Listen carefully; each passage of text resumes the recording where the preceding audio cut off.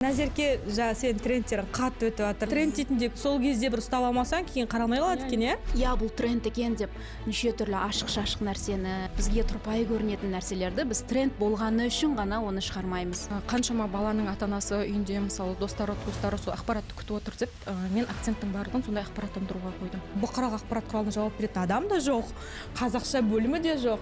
Неше түрлі эксперимент істеп жатырсың, ал оларға бәріне таңсық. Жасанды интеллект бар ғой, ChatGPT бар. Көбінесе соның аудармалары кетіп жатады. Бір түйір қыз пиаршы да болып та істейді екен, ақпарат жазады екен, пресс-релиз таратады және арасында комментатор болады екен. Пресс-службаға немесе жаңағындай пиар акцияларға, медиа акцияларға, ондайларға бюджет бөлінбейді. 15 жыл өтсе, мен спортта жүрген 15 жыл бойы дәлелдеп келе жатырсың. Күнде дәлелдейсің. Өзің істей бер. Бізге тек проблема болған кезде ғана келсең болады. Қаншама делегация барады Қазақстаннан да. Жай қыдырып қайтатындар да бар ғой. Басында келген кезде андай жарысқа барам десем неге деп айтады да, түсінбейтін енді результатты бүйтіп тренерлер жібереді ғой, не істейсің. Қазір енді біздің көптеген әріптестеріміз шетелдік жарыстарға бару мүмкіндігін алып жүр ғой, бірақ мен мегзонада алған сұрақтарын көремін да, мен қарным ашады негізі, ренжімесін әрине ешкім. Мен қашан да қиын болды және қиын бола береді. Мысалы, қыздарға спорт не керек деген сұрақты біз бәріміз де естідік қой, үшеуміз де естідік та. Ер адам болған үшін ол шетелдегі командировкаға соны алып кетуі мүмкін. Немесе ер адам болғаны үшін оған сый сияпатты, марапатты беруі мүмкін. Өкінішке қарай ондай бар.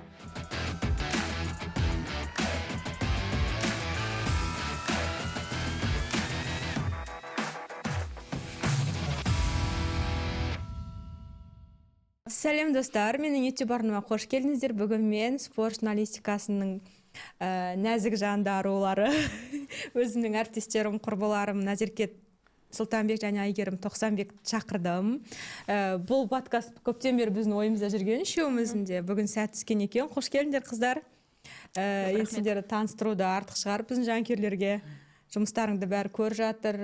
Спорт журналистикасындағы Назерке шығар, ең үлкеніміз жолымызды бастаған. Одан кейін мен, одан кейін Айгерім. Жаман жақсы еді.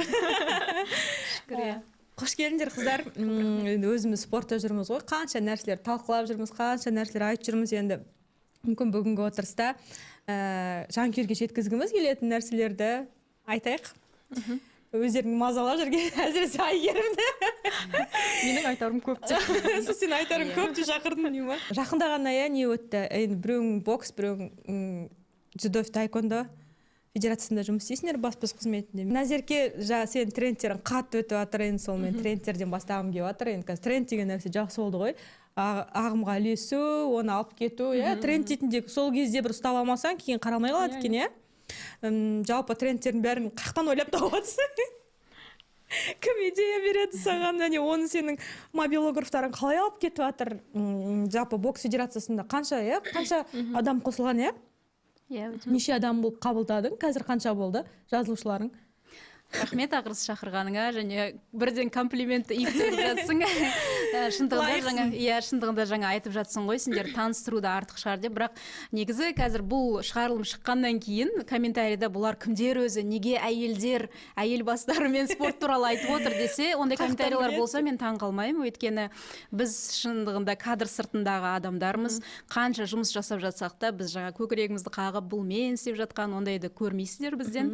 Мен өз басым 15 жылдан асыпты спорт журналистикасында жүргеніме.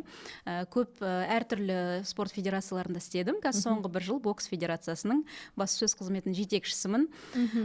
Біздің негізгі ұстанымымыз біз заманауи және қазақылықты екеуін бірге ұстануға тырысамыз. Яғни контент жасағанда және оны жоспарлағанда біз жаңағы актуал нәрселерден қалмауға тырысамыз. Қазір тренд қандай, қазір не жасасақ өтімді болады, қазіргі алгоритмдер қандай, соның барлығын есептейміз.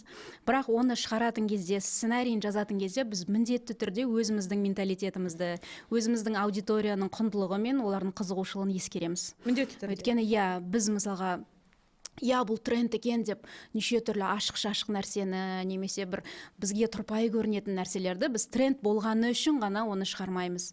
Немесе бір қандай да бір сауалнамаларды, бір орынсыз бір сұрақтарды ой осы өтеді-ау деп ол қоя салмаймыз. Бізге ең бастысы ол тренд болғанымен біздің құндылықтарымызға сай болуы.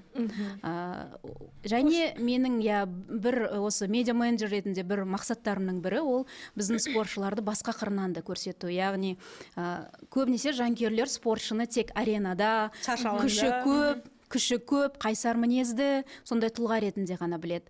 Ал біздің мақсатымыз спортшы ол да әке, ол да біреудің баласы, ол да кітап оқиды, оның да спорт жұмысы, одан бөлек қызығушылықтары бар. Ол да отбасын асырап отыр деген сияқты. Сол сияқты оның басқа қырынан көрсетуге барымыз салып жүрміз. Және осы уақытқа дейін негізі сондай контентіміз жақсы өтімді болды. Мысалға соңғысы қатты жинады ау деме? Мысалы басқа қырынан көрсетуге қатысты, кітап оқуға қатысты, әйел мен күйеуінің қарым қатынасы немесе анасына деген махаббаты деген сияқты контент күшті өтіп жүр. Және ең соңғысы біз осы айда Сербияға барып келдік, әлем чемпионатына. Сол жерден чемпион қыздарымызбен 2 тренд түсірдік. Сол енді біздің парақшадан 3,5 миллион қаралды. Ал одан бөлек көп пабликтер өздері көшіріп салды. Басқа парақшаларда да 1,5 миллион солай жинап жатты. Және көп талқыланды және қайталанды. Ол аудиолар негізі жалпы әлемде трендті, бірақ біздің боксшы қыздар түскеннен кейін ол бір екінші бір жаңа тынысын алып, қайтадан басталып кетті. Дәл біздің қыздар түсіргендей қайталап түсіріп жатыр да, жаңағы КВНщиктер нелерін, кубоктарын алып, дәл сол форматта қайталап түсіріп жатыр. Керемет. Ал осы жерде сұрақ туындап отыр менде. Айгерім, сен неғып тренд түсірмей кеттің? Мен неге тренд түсірмей кеттім? Бұл сұрақ маған да қызық. Өйткені бір емес екі федерация. Бізде деген бәріне сәлем тауда. Мен өзімді, жаңағы Назерге айтқандай өзімді таныстыра кетейін. Есімім Айгерім. Біраз жылдан бері Қазақстан дзюдо федерациясында пиар менеджермін. Осы жақында соңғы бір айдан бастап Қазақстандық таэквондо федерациясына қосылып жатырмын, медиа командасына. Менде жалпы менің бағытым, менің жасап жатқандарым ол кішкене өзгерек. Өйткені бокс, футболға қарағанда дзюдо бәрібірде аудиториясы басқаша. И дзюдо боксқа, футболға қарағанда олардың ақпараттандыруды көбінесе, мен трендке қарағанда ақпараттандыруды, насихатты сондайды бірінші орынға қоямын. Басында бізде тренд соларды түсіретінбіз, сосын қазір бәрі тренд түсіреді, сосын мен айттым, мен тренд түсірмеймін деп. Мен одан да жаңағындай басқа қырынан, жаңа бағыттан әртүрлі эксперимент жасап көремін деп. Ол тренд біз түсірсек те түсіріліп жатыр, негізі түсіру керек, ол дұрыс. Біз істесек те істеліп жатыр, біз істемесек те істеліп жатыр. Мен көбінесе ақпараттандыруға назар саламын. Неден әлеуметтік желіні де негізінен бірінші ақпарат көз, бұқаралық ақпарат көзінің негізгі дерек көзі ретінде қалыптастырғым келеді. Солай дзюдода қалыптасты деп ойлаймын, бірінші дерек көзі ретінде. Бүкіл ақпараттар бірінші әлеуметтік желілер арқылы таралып жатыр. Өйткені бізде ешкім ресми сайттарға сілтеме бермейді ғой, сайттарға қазір деген жақсы қаралмайды да. Сосын әлеуметтік желіде бірінші сол Инстаграмнан басталды, Казжудо Тим. Казжудо Тимнің авторы өзім.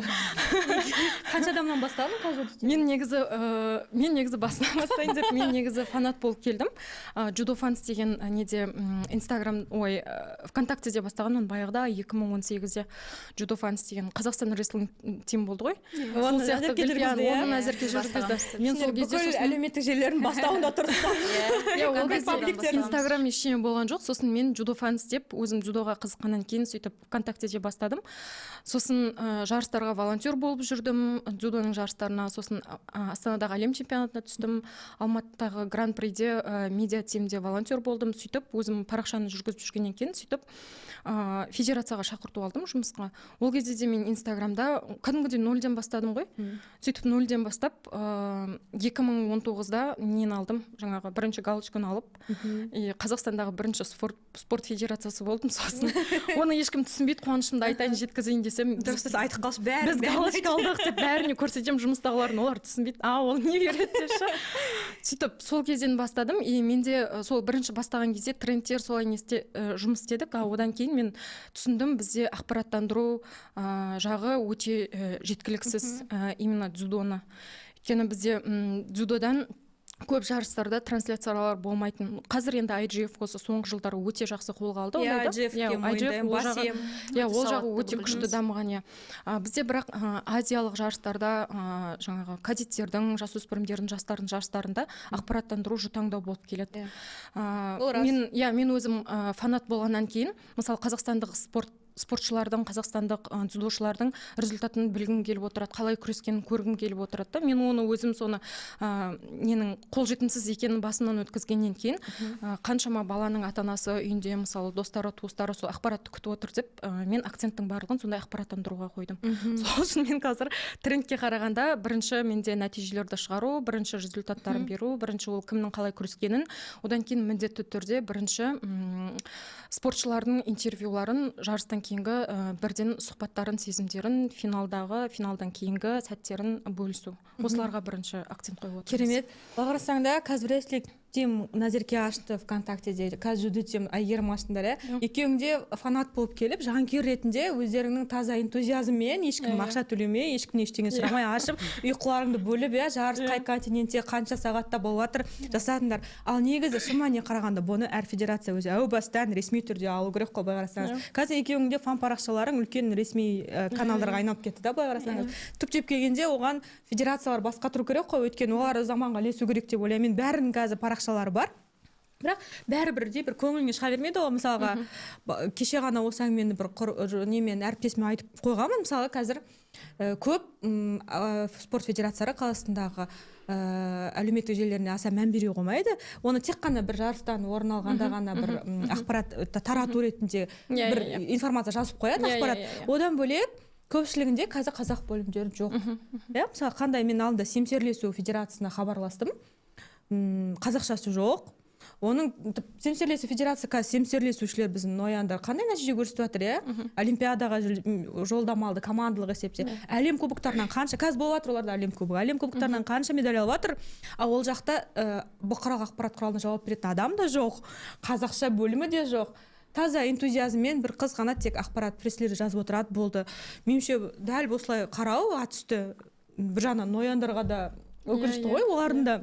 Өкінішке қарай, енді бұл қазір біздегі жалпы спорт саласында емес, барлық саладағы қатты жүрегімізді ауыртатын нәрсе. Қазақшаны іздеп жүреміз ғой. Қазақ тіліне сондай атүсті қарайды көп ұйымдар. Көбінесе тек бір маман ғана жұмыс істеуі мүмкін, ол бәрін білмейді. Тек орыс тілді болуы мүмкін, немесе тек журналист, тек мәтін жаза алуы мүмкін, басқасын істей алмауы мүмкін. Сол үшін сосын тілге қатысты қазір тағы бір қосылған нәрсе, қазір жасанды интеллект бар ғой, ChatGPT бар. Көбінесе соның аудармалары кетіп жатады. Ал ChatGPT бәрібір сауатты аудармайды, ол жерде жаңағыдай сондай шимай кейде мәтіндер кетіп жатады. Бұл өте өкінішті жағдай, өйткені қалай дегенмен бізде қазақ тілі бірінші тұру керек, және ол өте сауатты, дұрыс жазылған болу керек. Ол міндетті түрде жаңағыдай бір көркем, керемет жазылу, әдеби тілде жазылу міндетті емес. Ең бастысы халыққа түсінікті, анық болу керек. Және грамматикалық қателер жоқ. Өкінішке қарай солай. Жақында сол, мен ойлаймын, біздің көптеген федерацияларында мейлі нәтиже болсын, болмасын, баспасөз қызметі жақсы жұмыс істеу. Мысалға, баскетбол федерациясы жарайды, біз командалық ойын түрлерінен ондай қатты нәтижеміз жоқ, Баскетбол федерациясына да хабарластым, ол жақта да бір түйір қыз пиаршы да болып та істейді екен, ақпарат жазады екен, пресс-релиз таратады, және арасында комментатор болады екен біздің матчтарға да. Меніңше дәл осындай бір адамға бәрін үйіп-төгіп тастаудың нәтижесі де ондай жақсы болмайтын сияқты. Мысалға, былай артқа көз тастап қарасаң, біздің мансабымыз көбінесе дәлелдеумен келе жатыр. Мысалға, 15 жыл өтсе, мен спортта жүрген 15 жыл бойы дәлелдеп келе жатырсың. Күнде дәлелдейсің. Саған қасыңа адам керек екен, дәлелдейсің. Мысалға, мына бірінші нәтиже көрсетесің, әлеуметтік желінің керектігін бірінші дәлелдейсің. Сосын жарайды, оны жүргізуге рұқсат аласың, оны жүргізесің. Сосын оның эффективді екенін, тиімді екенін дәлелдейсің. Сосын барып саған команда беруі мүмкін. Сол сияқты біздің бүкіл мансабымыз жылдан жылға тек дәлелдеумен келе жатыр. Яғни сен дәлелдей алсаң, нәтижесін көрсете алсаң, сенің ары қарай жұмысыңның одан сайын күшті жүруіне тағы да көмек береді. Сол үшін мүмкін ол федерацияларға да бір сол жағынан мүмкін жетіспей жатқан болуы мүмкін. Мүмкін сондай да болуы мүмкін. Бұл жерде жаңағы бюджетті де ескерген дұрысырақ та. Мысалы, федерация федерацияның ішінде ішкі структурада жалпы спорт федерацияларында пресс-службаға немесе жаңағындай пиар акцияларға, медиа акцияларға, ондайларға бюджет бөлінбейді. Неге? Өйткені спортта жалпы тек спорттың нәтижесіне спортшыларға, бапкерлерге тиісті қаражаттар бөлініп отырады, өйткені ол спорттық ұйым. Ал мысалы жаңағындай баспасөз қызметіндегі әріптестерге, мысалы баспасөздегі жобаларға, жарыстарға қосымша, мысалы пиар акцияларға, оларға қосымша спонсорлық көмек керек болады. Демеушілер тартады. Солар тартылған жағдайда, мысалы солардың бюджетінен сіз мысалы өзіңіздің идеяңызды жүзеге асыра аласыз. Егер ондай болмаса, ал федерациялар ресми мысалы бюджеттер бөлінбейді. Өйткені өзім енді федерацияда бірнеше жыл істегеннен кейін, мысалы ұлттық олимпиадалық комитетінде бірнеше жыл істегеннен кейін, барлық жерде өздеріңіз білесіздер, бірде тексеріс бар. Оларда тексеріс болған кезде де сұрайды, на какое основание деген сияқты. Өйткені үлкен сондай бір жаңағы ұлттық олимпиадалық комитетінде істеген кезде үлкен сондай бір мен кезеңге тап болдым да, сол кезде түсіндім неге бізде солай бөлінбейтінін. Ол жаңағы басшыларға да тікелей байланысты деп ойлаймын. Осы қанша жобада, қанша жарыста, қанша федерацияда істесем де, енді шүкір деп айтам, өзіме сондай түсінетін, идеямды қолдай кететін мамандар, басшылар тап болды да. Ол да өте маңызды. Ол кәдімгі не ғой, джекпот қой. Өйткені кез келген маман өзін толық бір маман адам ретінде өзін сол бір қоғамның бір бөлшегі ретінде сену үшін сенде бір сенім кілті болу керек. Менің дзюдодағы кез келген басшыларыма осы жерде отыр басында игім келеді, олар маған кәдімгідей осы площадканы сен өзің мамансың ғой деп маған сеніп тапсырды.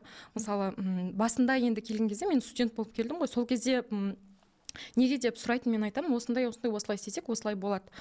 Басында солай айтып жүрдім, одан кейін уже согласованияға жіберіп отырсам, маған айтады, уже өзің істей бер, тек бізге тек проблема болған кезде ғана келсең болады. Қолдау негізі бізге шығармашылық адамға өте маңызды. Ол болмаса жұмысың жүрмейді. Бір андай бір күш береді да, ол көрінбейтін бір сенім күші, ол саған бір күш береді, сен болды уже арқаңа қарайсың, сенің артында уже сені қолдайтын басшыларыңның өзі сені қолдап тұрады. Сен қанша жерден кішкентай болсаң да, сен қанша жерден сыртта адамдар айтып жатса да, сен қанша жерден қысым көрсең де, сен оларды байқамайсың, өйткені сен алға қарай жүріп кетіп бара жатырсың, неше түрлі эксперимент істеп жатырсың, ал оларға бәріне таңсық, и оларда бір андай бір рахаттанып, соны бөлісіп, өздері мәз болып отырып істейді. Мен ойлаймын, ол жерде жаңағындай біріншіден бюджетке келіп тіреледі, одан кейін жаңағы баспасөз хатшының қалай айтсам екен, настойчивостьна келіп тіреледі, төзімділігіне, одан кейін басшылардың сенім коэффициентіне түсінуіне. Басында келген кезде де мен енді жарысқа барам десем неге деп айтады, түсінбейтін, енді результатты бүйтіп тренерлер жібереді ғой, не істейсің. Сосын жарайды, мен бүйтіп дәлелдеп олай істемеймін. Сен Әзербайжанға өзің бардың емес қой, дәлелдеп олай істемеймін деп, сосын жақсы уже пойызға билет алып аламын, Қазақстанның ішінде болса, сосын деген. Бірінші сөйтіп Кубок конфедерацияға барғам, сіздерді көргенде 2018 жылғы маған айтады, жоқ, бармайсың, бізде бюджет бөлінбеген. Өйткені оған дейін олай болған жоқ. Сосын деген жақсы, мен өзім студентпін, билет алып аламын да, сосын уже деген бір күн Алматыға жүріп барамын, сосын ертесіне жарыс басталады, уже залда жүрсің, сосын бастығым самолетпен шықылады, сен не істеп жүрсің? Мен айттым ғой жарысқа барамын. Бірге шырғалап келсеңіз болатын еді. Мен айттым ғой жарысқа барамын деп, мен бұл жерде жүруім керек. Содан кейін мен Қазақстанның ішінде сөйтіп өздері жібере бастады. Шетелге баратын кезде де бірінші әлем чемпионатына сөйтіп барғанмын, Бакуге. Баку жақын болғаннан кейін, сосын мен баруым керек деп. Енді тоже айтады, енді халықаралық жарыс ол жерде көп қой деп.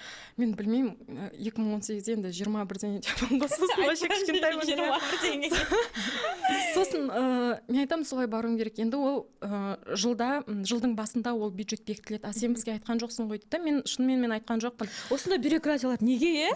Ол соншалықты қиын емес қой. Ол қиын ақырсы, ол біз ойлаймыз қиын емес деп, сырттағылар қиын. Негізінен әрбір тиын кәдімгідей ол есеп беріледі. Әр квартал сайын ол есеп беріледі. Әр 90 сайын. Приоритетте спортшыларға, ұлттық құрама приоритетте. Жақсы, бірақ мен көрген бірнеше әлем чемпионаттары, олимпиада ойындарын енді бір шамам келгенше көрдім ғой. Ол шетелде басқа, біздің Қазақстандағы структурада. Жоқ, сондай жерлерде мысалға керегі жоқ адамдардың өздерін ренжімей жүреді ғой. Мысалы қаншама делегация барады Қазақстаннан да, жай қыдырып қайтатындар да бар ғой. Оған келгенде неге мысалы мұрнынан қан кетіп жұмыс істейтін адамдарды алып кетпейді да, мысалы журналистерде.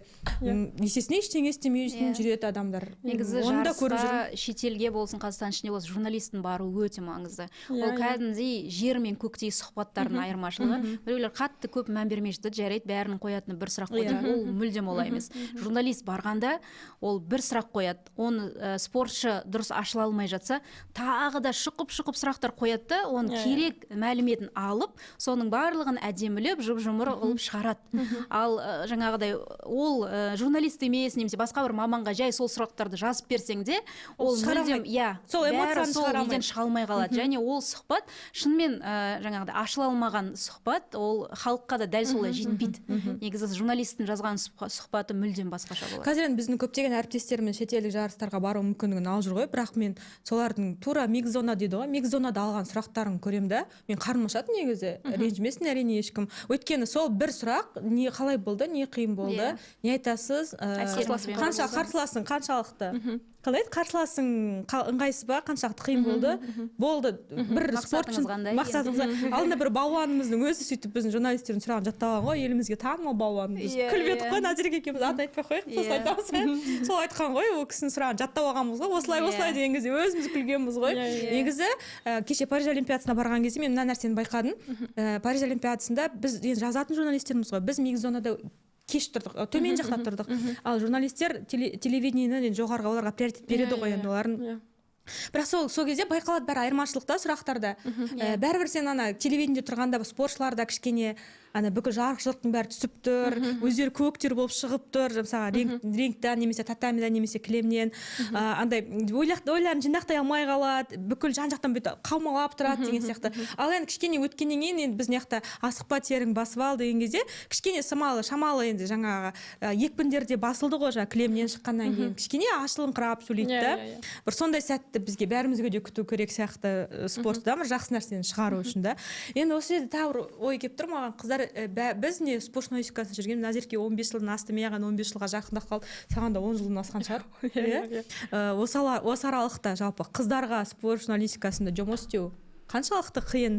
Мен өзім басымнан талай нәрсе өтті. Мен тіпті жатақханада футбол көрген кезде маған айтатын, сен не отырсың деген сияқты. Енді мен футболды мүмкін ер балалар сияқты талдай алмайтын шығармын, но бірақ енді бір адамдай түсінемін. Сол кездің өзінде маған сен әлі есімде, біз жатақханада Чемпиондар лигасы болады ғой түнде, сол кезде матчтың кезінде Көкжалдар мекені деген түріктің сериалы өтеді, ол басқа каналда.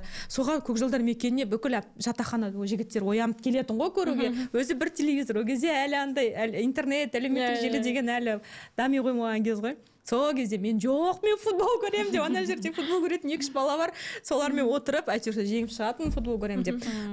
Мысалы қыздарға спорт не керек деген сұрақты біз бәріміз де естідік қой, үшеуміз де естідік та. Жақында бір әріптесіміз Динара жақсы айтыпты сексизм туралы. Бұл терминді түсінбейтіндер де бар шығар, бірақ енді түсінбейтіндер болса айтып өтейік, ол жалпы қыздардың бір кішкене саладағы қызметтегі құқықтарын кішкене шектеу, сенімсіздік таныту деген сияқты. Енді мен қараймын, қазір шетелдік жарыстарда командамен бар жатқан қыздар жоқтың қасы. Бір үлкен жарыстардың өзіне біз әрең ілігеміз, мен мысалға Олимпиада ойындарына, Азия ойындарына бардым, оғанда мен өзімнің қоймай, қалмай, өзім дәлелдеу арқылы бардым деп ойлаймын, және ол еңбекті ақтадым деп ойлаймын. Сол сияқты жалпы осы спорт саласында қыздарға сенімсіздік, қыздарды кішкене шеттету деген тақырыпқа қатысты не айтасыздар? Қандай оқиғалар болды бастарыңда?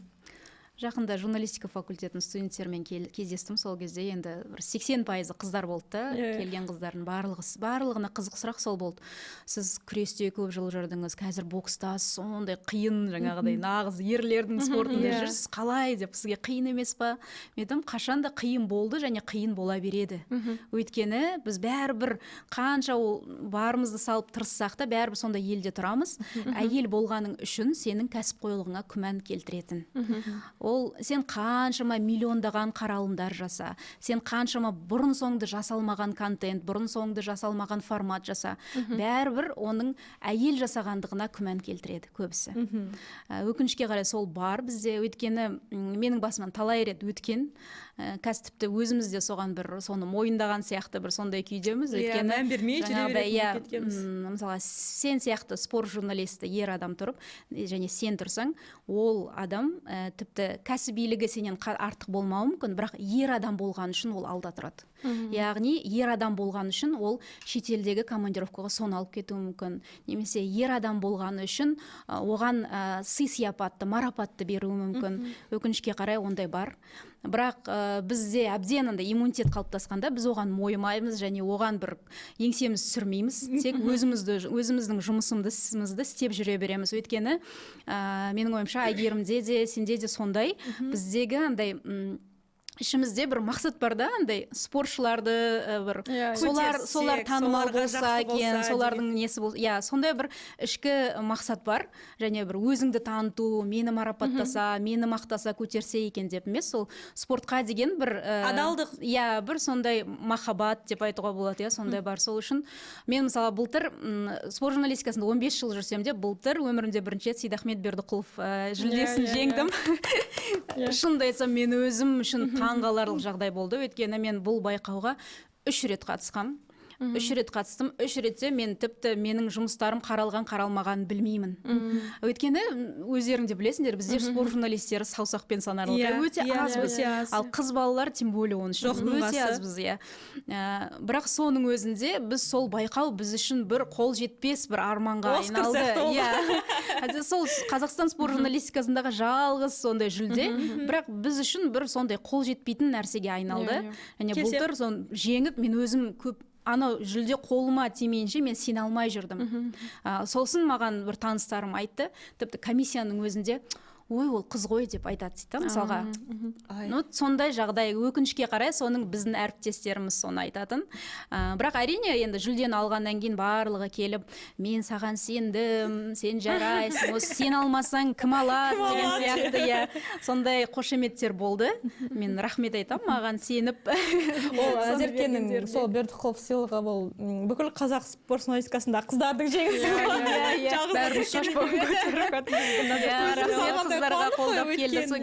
Өйткені қыздарға көп берілмейді. Негізі Бердіқұлов сыйлығына мен де тапсырғам. 2 рет па, 3 рет па тапсырдым. Мен де сол күмәнім бар, қаралды ма, қаралған жоқ па. Негізі осы подкастты пайдаланып, негізі өтініш айтқым келеді, сол байқаудың өткізілу негізі форматын өзгерту, жаңадан қарастыру керек деп ойлаймын. Өйткені көп жылдан бері өзгермеген, тіпті комиссиясы ешқашан өзгермеген менің білуімше. Сол үшін мен ойымша оны кішкене заманауиландырып, өзгертіп, бір кішкене жаңарту керек деп ойлаймын. Осы жерде бәрі ұсынысты айтты ғой, негізі журналист мен спорттағы пиаршылар бөлек та, баспасөз қызметі бөлек. Оған да мысалы жаңағы үздік спорттық баспасөз қызметі деген сияқты білген баспасөз хатшысы сондай да бір номинация қосу керек деп ойлаймын. Баспасөз хатшыларының қызметі бір қара жұмыс сияқты болады ғой. Ол қара жұмыс, сен бүкіл кадрдың сыртында жүресің. Мен өзімді спорт журналистімін деп ешқашан айта алмаймын, өйткені мен бастапқы кезде универ бітіргеннен кейін кішкене уақыт қана жұмыс істедім. Негізі мен баспасөз хатшысымын, пиар менеджермін. Өмір бойы сонымен жұмыс істеп келе жатырмын да. Біздің жұмысымыздың бәрі жаңағыдай ол экранның сыртында. Мысалы татамидің сыртында, экранның сыртында, кілемнің сыртында, кілемнің сыртында, рингтің сыртында. Алдын осы біз дзюдодан нені бастадық? Биыл біз жалпы дзюдодан YouTube трансляцияны біраз жыл болды, 2021-ден бері бастадық. Үздіксіз соңғы бастамасы маған қатты. Ол жаңағындай болды, мен енді дзюдодан кеткен кезім болды. Ұлттық олимпиадалық комитетіне барғаннан кейін мен дзюдодан кеттім. Сосын Қазақстан ұлттық арнасында істедім. Қазақстан ұлттық арнасында жүргенімде маған Асхат аға айтады, не деп, біз Қазақстанға гранд слем алып жатырмыз, сен қайтадан келмейсің ба деп. Мен ол кез бұрын істегенде тек пиаршы ретінде ғана істеп жүрдім да, жаңағындай ақпараттандыру, әлеуметтік желілердегі жұмыс. Сосын мен айтам, мен ноктағы, мысалы, мен 2 олимпиаданы көрдім, Қазақстанның олимпиадалық командасының жаңағы баспасөз хатшысы пресс-атташе болдым, мысалы Токиода, Пекинде. Сол барлық опытым, тәжірибемді алған, дзюдоға салғым келеді деймін. Сонда не істейсің дейді. Мен айтамын, мен документалка түсіргім келеді, мен жарыстардың ұйымдастыруына қатысқым келеді, мен мысалы ютубта трансляция жасағым келеді, көргендерім соны айтады. Ну жаса деп сөйтеді, онда кел. Қандай мүмкіндік берген? Мен жаңағындай әйелдердің несі жаңағы спорт журналистикасындағы қысым деп айтып жатырсыздар ғой. Именно дзюдоның қауымдастығында ондай бізде жоқ та. А мен басқа жаңағы спорттық нені қосымша нелер жобалар алған кезде мені шақырады, осылай бізге бағыт берсең, көмектессең. Көшпенділер ойындарында болдым, одан кейін басқа спорт түрлерінде болдым. Мен атын айтпай ақ қояйын. Оларда шынымен кәдімгідей өзіңді бірінші дәлелдеу керек болады екен. Мен солай ұсыныспен өзім қайтадан екінші рет өзімнің төркініме келдім дзюдоға. И сол кезден бастап уже облыстарға да шығып жарысты өткізетін, Қазақстан чемпионатын алған облыстарға да айтамын, бізге осылай YouTube трансляция керек. Бізде сондай жарысты ұйымдастыратын өзімізде үлкен команда бар. Біздің жетекшіміз Айдос ағай деп бәріміз айтамыз, сол кісіге не істеп. Мен айтамын, бізге осындай керек, өйткені жаңағындай ғой, барлық баланың үйінде ата-анасы күтіп отыр. Өйткені оған дейін тек Инстаграмда трансляция жасап отыратынмын да, и Инстаграмда трансляция жасағанның өзінде бір кіргенде кәдімгідей 700 адам қарайды. Телефон қызып кетеді, үш татамиге 3 телефон қоямын. Сосын өзім жүгіріп жүріп, мойныма фотоаппарат іліп алып, фотоға түсіп жүремін награждениені. Сосын менің төрешілерім андай телефон құлап атады, судьяларым көмектеседі, осылай сотканы қояды, өйстіп баклажканы қойып қояды, чтобы андай көрінсін деп, сондай бір андай жұмылған, жұмылған біздің қауымдастық сондай да, жұмылған ненің арқасында ғана сөйтіп эфир шығып жатты. Сосын мен қайтадан дзюдоға келгеннен кейін мен айтамын, давайте солай ютубтан істейік. Сосын бірінші Ақтаудан біз трансляция жасап бастадық. Ол кезде тек осылай татамидің жанына қойып қоямыз, болды, жүріп жатыр. Сосын балалардың инстаграмдарында қарасам, олар отмет етіп салып жатыр. ютубқа қосып қарайды екен интернеттен. А мен оны енді былайша айтқанда ойлаған жоқпын, ютубтағын жаңағы телевизорге қосып қарайды деп ше, бәрі қазір телевизордан қарайды, солай қарайды екен. И комментарийға жазып жатыр, кіммен күресіп жатыр, онда келесінде таблоны қосамыз. Келесінде таблоны қостық, уже ана жерде кімге қандай очко солай не істеп тұрады. Сәт сайын жақсарта бердіңдер, иә. И барлығы солай не істеп жатыр. И сосын қараймын, тағы да балалардікіне қараймын. Өзім өйткені бүйтіп ютубтан қарағанмен мен былай сырт көзбен қарай алмаймын ғой, іштен көріп жатырмын да. Балалар тағы бір-біріне отмет етіп салып жатыр, жаңағы Инстаграмда бір-бірін құттықтап. Сөйтсем жаңағы жеңістерін көргілер келетін нелерін. Сосын айтамын, онда бір камера емес, 2 камерадан аламыз. Сосын уже тағы да айтамын, ұйымдастыру тобына бізге осында 2 камерадан керек. Сосын бізде соңғы уақыттарда жаңағындай төрешілікке күмәнмен не бастайды екен деген, олар жақындатып алыстатып қарай алмайды ғой. Мысалы дзюдода бокстағыдай соққылар емес, бізде мысалы ол прием чисто өтіп кетеді, өтіп кетеді, бір сәттік кәдімгідей доли секундтар. Сосын мен айтамын, онда бізге оператормен керек. Операторда бізде қаражат болмаса, камераны қоямыз да, волонтерларды шақырамыз да, олар просто камераны жылжытып, не істеп отыр, управлять етіп отырады. Мен айтамын, онда бізге бір сәтте былай управлять ететін керек. Онда бізге микшер керек. Келесі жарыста микшермен солай осы әр жарыста не тәжірибені жинадық та, жаңағы біз Инстаграм, ТикТокқа қарағанда, мен айттым, онда біз акцентті ютубқа саламыз. И ютубта қазір осы соңғы бізде Оралда болған жасөспірімдердің өзінде жарыста уже 3 миллионнан астамда просмотр. Бізде 4 күндік жарыстың өзінде 4 күндік жарысты 400 мың сондайға кетті. Сосын осы соңғы бір айдағы просмотр деп қарасам, бір черканың өзінде 3 миллионнан асқан. Біз именно ютубта қиын. Именно ютубта біз оған кәдімгідей былай степ-бай-степ келдік та. И ол жаңағы менің спорттық біздегі жаңағы төрешілердің, спорттық жаңағы ұйымдастырушылардың сондайдың арқасында біріккен жұмыс бізге ютубқа әдемі шықты.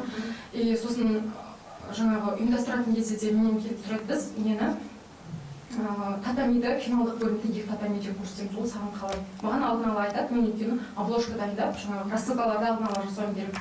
Сосын мен айтамын, біз деген осылай уақытын ерте айтып қойдық қой. Сосын айтады, егер уақытын айтып қойған, онда уақытты өзгертеміз. Өйткені біз бәрін естіп қойдық, егер біз оны өзгертетін болсақ, уже несерьезность болады.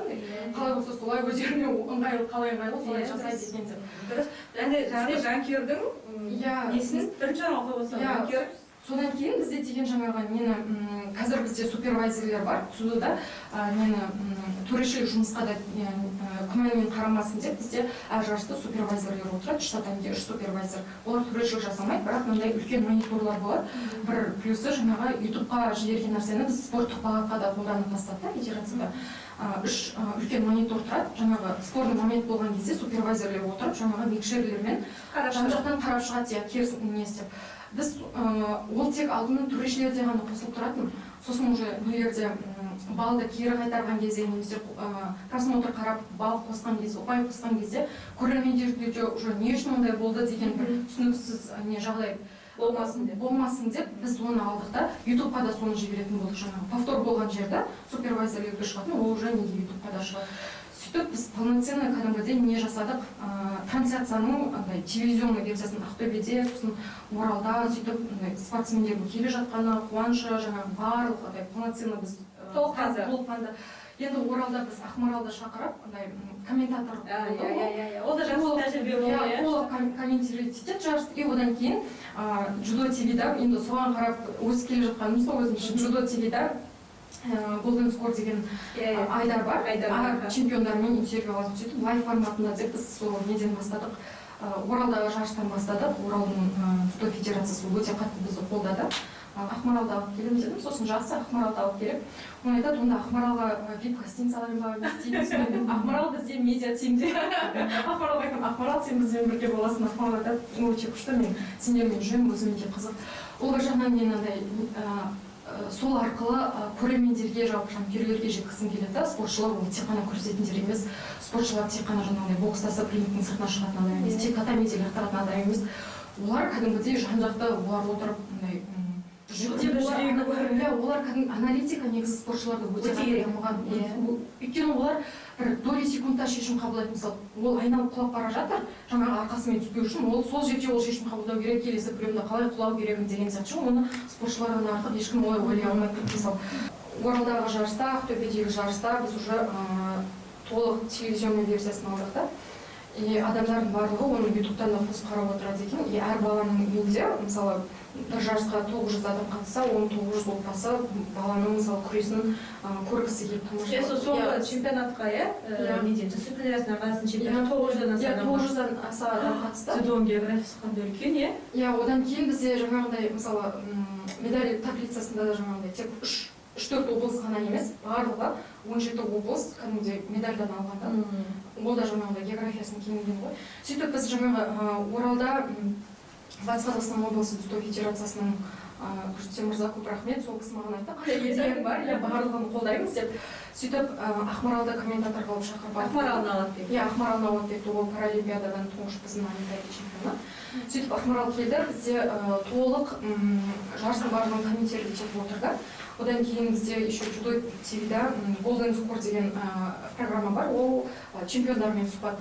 Мен осы уақытқа дейін де өзім Инстаграмда алып отыратынмын, сосын сол ютубта лайв форматында деп тікелей эфирге шығамыз, сразу медаль алып болғаннан кейін марапаттау рәсімі аяқталған кейін бүкіл чемпиондарды шығарып, солардан жаңағы толық жарыс туралы интервью алып Ақмарал сөйтіп істеді. Мен оны неге Ақмаралды алып келдім? Өйткені жанкүйерлерге, мысалы, қоғамға, адамдарға жеткізгіміз келеді. Ол спортшылар жаңағыдай тек рингте төбелесіп қана шығып кететін адам емес, олар тек күресіп, мысалы, бір-біріне ақтап шығып кететін адамдар емес.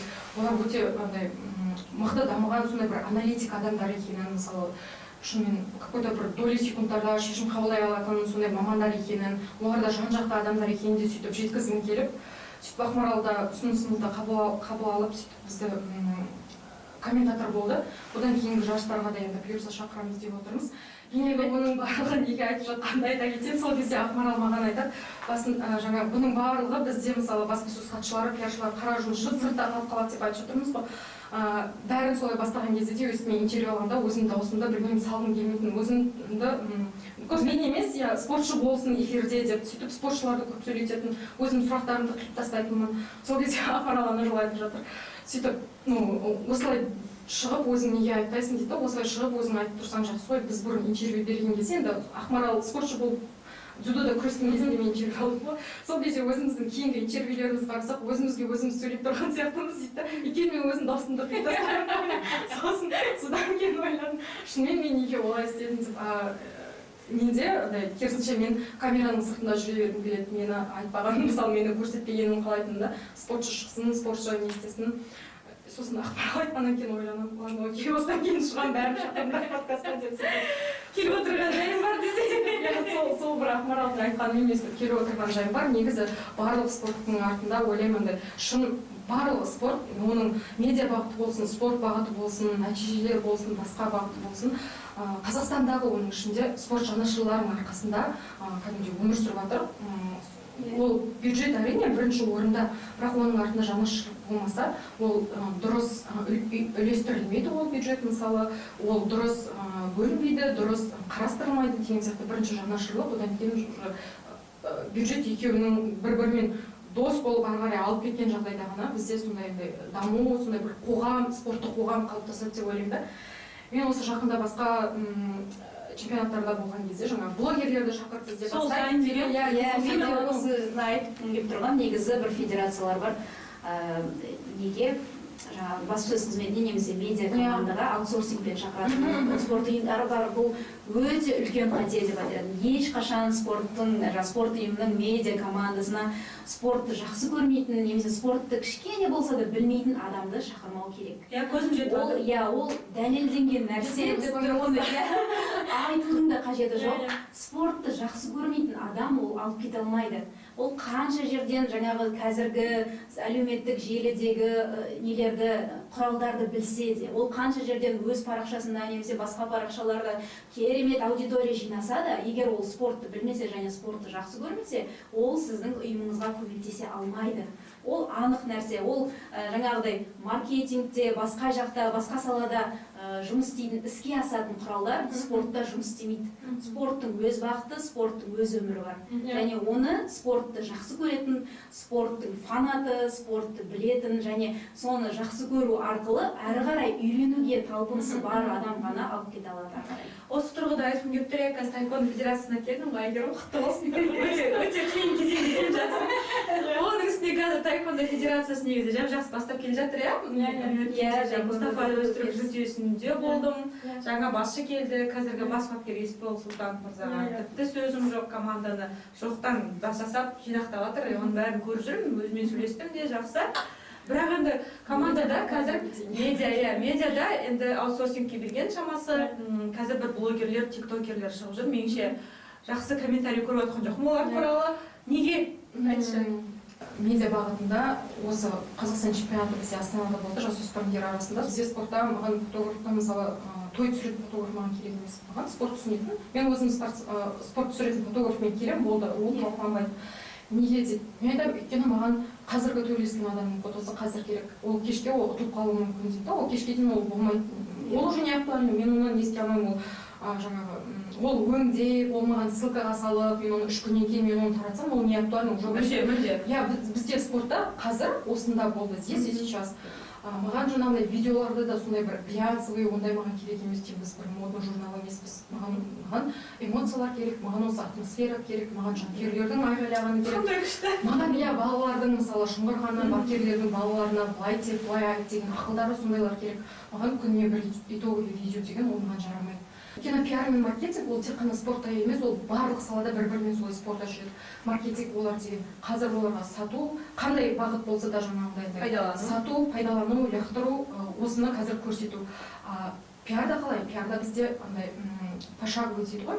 Одан кейінгіні ойлауымыздың, мен мына блогерді алып келсем, одан кейін мысалы менде имиджда не болады жаңағыдай, мен спортшылардың имиджіне нұқсан келтірмеймін ба деген. Бізде жалпы адамдарда, мысалы біздің менталитетте бір-бірін мойындау, бір-бірін айтқанын тыңдау деген өте қиын. Сенікі дұрыс емес деп айту.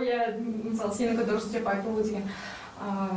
Ол жағынан енді таеквондо енді жүріп келе жатыр.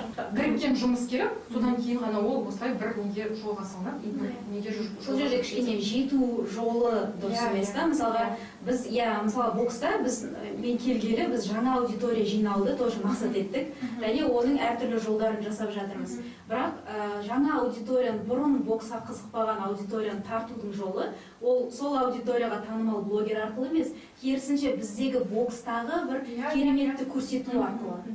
Біздің боксшының бір таланты, бокстан бөлек бір таланты бар екенін көрсету. Немесе оның отбасындағы бір жылы қарым-қатынасын көрсету арқылы. Немесе басқа бір бұрын боксқа қызықпаған бір адаммен қызығушылығы сай келу арқылы сияқты. Яғни біздегі өзімізде ішімізде онсыз да бар жақсы дүниелерді жылы нәрселерді көрсету арқылы бұрын боксқа қызықпаған аудиторияны тарту, яғни ол мақсат бізде бар және біз оны сондай жолдармен жасап жатырмыз да, яғни керісінше сырттан тарту емес, керісінше ішімізде бар нәрсе арқылы барды көрсету, жаңағы бриллианттарды тауып шығару. Негізі спортты көретін адамға, жанкүйерге спортшы қызық қой, басқа білмеймін кім қызық. Ол тикток блогерлерді сол өздерінің парақшаларынан көріп алады ғой. Мысалға боксты көруге келген адам бар, мысалы Махмұд қызық, Төрехан қызық, Сәкен қызық, немесе таеквондодан қазір ұлттық құрама көшбасшылар ауысып жатыр ғой, ол жақта қазір буын ауысу процесі өтіп жатыр. Соның өзінде Батырханның өзі кеше олимпиададан кейін қандай Самирхан Батырхандар, Рита дейтін қыздары бар, ана Мария Севастьянова бар. Олардың да өздерінің үздіктері көтеріп келе жатыр да. Неге солар көрсетпеске? Бұл тұрғыдан негізі Әсем бұрын жақсы жұмыс істеді, Инстаграм парақшасын. Таеквондоның Әсем Шалғымбаева, Әсем сен келмен. Сен айтып жатырсың. Сен көріп отырсың ба Әсем? Спортты негізі түсіру өте қиын. Өте. Сол жаңағыдағы жанашырлық, сен сезіну, тоже менде көп, назірге өзіңіз де білесіз ғой, бізде фотографтармен, видеографтармен өте көп спорт болады да, бізде мысалы осылай қарап отырады, күресті көріп отырады, ана лақтырып болған кейін алып осылай басып жүгіріп барып мойындарынан фотоаппаратты өзіңе алып ана осылай не істегің келіп, мен фотограф айтамын, үш татамиден барлығы маған керек, өйткені бұл біреуінің бірінші жарысы, біреуінің соңғы жарысы, бәрін көрсеткісі келеді, мысалы инстаграмға салғысы келеді, мысалы ата-анасына жібергісі келеді, ол бәрібір де естелік қой.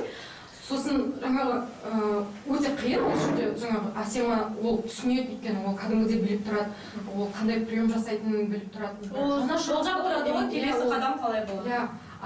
Мысалы тойдың фотографтары, мысалы немесе бір ресми шара түсіретіндер, олар спортқа бейімделуге өте ұзақ көп уақыт қажет етеді. Мен оқыған көзім жеткен тағы оқиғаны айта кетейін. Есімде отыр фотографтар туралы болғанда. Ол кісілер спорттағы фотографтардың еңбегін енді мен айта алмаймын.